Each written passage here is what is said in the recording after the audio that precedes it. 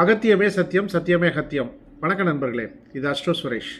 இன்றைக்கி நாம் பார்க்க போகிற ஒரு ஜோதிட பதிவு என்ன அப்படின்னா, உங்களுடைய ஜாதகத்திலிருந்து உங்களுடைய வாழ்க்கை துணை உங்களுக்கு ஆதரவை கொடுப்பாரா இல்லை கொடுக்க மாட்டாரா அப்படிங்கிறத நீங்கள் தெரிந்து கொள்ளலாம்.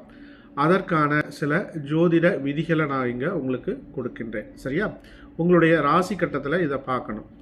உங்களுடைய ராசி கட்டத்தில் ஏழாம் அதிபதி யாராக இருந்தாலும் பரவாயில்ல, அது லக்னத்தில் இருந்தது அப்படின்னா உங்களுக்கு அமையக்கூடிய வாழ்க்கை துணை உங்களோட எவ்வளவுதான் சண்டை போட்டாலோ உங்களை விட்டு பிரியாமல் உங்களுக்கு ஆதரவாக இருப்பார். ஏழாம் அதிபதி லக்னத்தில் இருந்தது அப்படின்னா.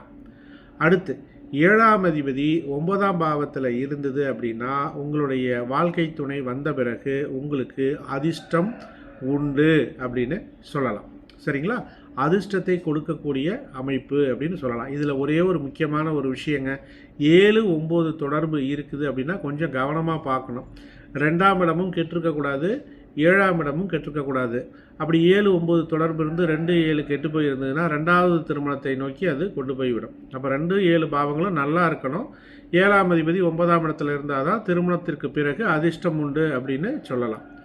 அதுக்கு அடுத்தது 7ஆம் பாவத்தில் குரு பகவான் இருந்தால் உங்களுக்கு அமையக்கூடிய வாழ்க்கை துணை நல்ல குணம் கொண்டவராக இருப்பார். உங்களை நல்லா புரிந்து கொள்வார், உங்களுக்கு நல்ல ஆதரவு கொடுப்பார்னு எடுத்துக்கலாம்.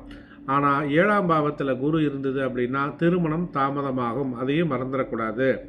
அடுத்து 7ஆம் பாவத்தில் சுக்கிரன் இருக்கார் அப்படின்னா நல்ல அழகான உங்களை புரிந்து கொள்ளக்கூடிய அன்பை செலுத்தக்கூடிய காதலை செலுத்தக்கூடிய வாழ்க்கை துணை உங்களுக்கு கிடைப்பார்.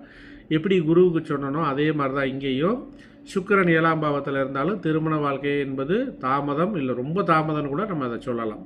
அதுக்கு அடுத்தது 7ஆம் அதிபதி பொதுவாகவே 1, 4, 7, 10 இந்த கேந்திர பாவங்களில் இருந்தது அப்படின்னா உங்களுடைய திருமணத்திற்கு பிறகு உங்களுக்கு வாழ்க்கை நன்றாக இருக்கும் அப்படின்னு நம்ம சொல்லலாம். சரிங்களா?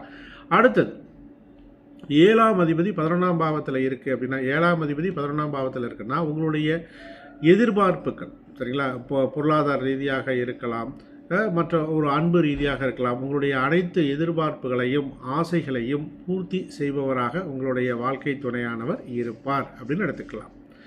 7ஆம் பாவத்திற்கோ 7ஆம் அதிபதிக்கோ குருவினுடைய பார்வை இருந்தால், 7ஆம் இடத்திற்கோ 7ஆம் அதிபதிக்கோ குருவினுடைய பார்வை இருந்தால் உங்களுடைய வாழ்க்கை துணை உங்களுக்கு அறிவுரைகளை சொல்வார். உங்களுக்கு கொடுக்கக்கூடிய அந்த அறிவுரைகள் பல வெற்றிகளை உங்களுக்கு பெற்றுக் கொடுக்கும். 7ஆம் இடத்தையோ 7ஆம் அதிபதியோ குரு பார்க்கும் ஜாதகத்திற்கு நான் இப்போ சொல்லியிருக்கேன். சரியா? அடுத்து 7ஆம் அதிபதி உங்களுக்கு உச்சமாக இருந்தால் அல்லது 7ஆம் இடத்தில் ஒரு கிரகமானது நல்ல நிலைமையில் உச்சமாக இருந்து குருவினுடைய பார்வையும் பெற்றால் உங்களுடைய வாழ்க்கை துணை நம்பிக்கைக்கு உரியவராக இருப்பார். அவருடைய வளர்ச்சியினால் உங்களுக்கு வளர்ச்சியும் கிடைக்கும், வெற்றிகளும் கிடைக்கும், மரியாதையும் கிடைக்கும். சரியா? ரைட். அதுக்கு அடுத்தது 7ஆம் அதிபதி 4ஆம் பாவத்தில் இருந்தது அப்படின்னா உங்களுக்கு அமையக்கூடிய வாழ்க்கை துணை தாயாரை போல உங்கள் மேலே பாசம் கொண்டவராக இருப்பார். ஆனால் அங்கே ஒரு சின்ன சிக்கல், 7ஆம் அதிபதி 4ஆம் இடத்துல இருந்தது அப்படின்னா தாரமா போராட்டம் என்பது கண்டிப்பாக அங்கே இருக்கும். அதையும் பார்த்துக்குங்க. சரியா? ரைட். அதே மாதிரி உங்களுக்கு குரு 7ஆம் அதிபதியை பார்க்குது.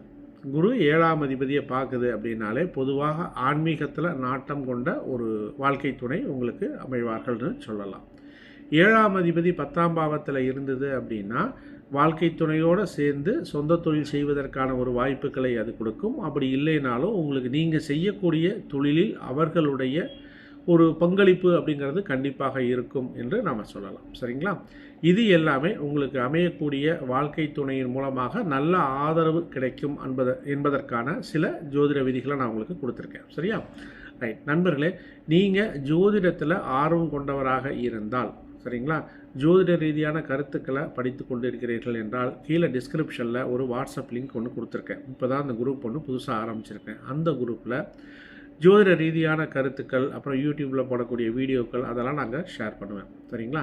அந்த குழுவில் நீங்கள் இணைந்து கொள்ள விருப்பம் இருந்தால் நீங்கள் அதை கிளிக் பண்ணி இணைந்து கொள்ளுங்கள். ஆனால் ஒரே ஒரு முக்கியமான ஒரு விஷயம், தேவையில்லாத forward messages, good morning, good night இந்த மாதிரியான மெசேஜஸ் அங்கே போடக்கூடாது. சரிங்களா? கேள்விகள் இருந்தால் கேட்கலாம், தவறு கிடையாது. விருப்பமுடையவர்கள் அங்கே இணைந்து கொள்ளுங்கள். ரைட். நண்பர்களே, உங்களுடைய ஜாதகத்தை முழுமையாக ஆய்வு செய்து உங்களுக்கு உண்டான பலன்களை நீங்கள் தெரிந்து கொள்ள வேண்டும் என்று விரும்பினால் ஸ்க்ரீனில் இருக்கக்கூடிய நம்பருக்கு கால் பண்ணுங்கள் அல்லது வாட்ஸ்அப் பண்ணுங்கள். ஜாதகம் பார்க்குறதுக்கு உண்டான ப்ரொசீஜர் என்ன அப்படிங்கிறத நான் உங்களுக்கு சொல்லுகின்றேன். மேலும் ஜோதிடம் கற்றுக்கொள்ள வேண்டும் என்று விரும்பினாலும் என்னை தொடர்பு கொள்ளுங்கள். நான் வாட்ஸ்அப் மூலமாக ஜோதிட வகுப்புகள் உங்களுக்கு நடத்தி கொண்டு இருக்கிறேன். நண்பர்களே, இந்த சேனலை நீங்கள் சப்ஸ்கிரைப் பண்ணிங்க. அப்போ தான் நான் போடக்கூடிய பதிவுகள் உங்களை உடனுக்குடன் வந்தடையும். மீண்டும் மற்றொரு பதிவுடன் நாளைக்கு நான் உங்களை சந்திக்கின்றேன். அகத்தியமே சத்தியம், சத்தியமே அகத்தியம். நன்றி நண்பர்களே.